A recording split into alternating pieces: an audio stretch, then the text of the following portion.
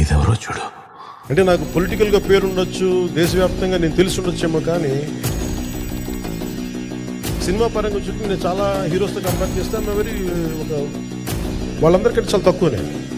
మన వాళ్ళని ఇక్కడి నుంచి ఎంతమందిని పంపించాలి?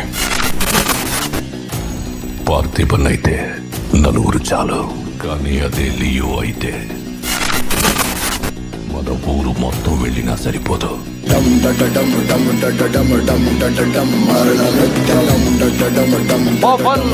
అనగానే ఆ ప్రకంపనలు అలా వెళ్తూ ఉంటాయి.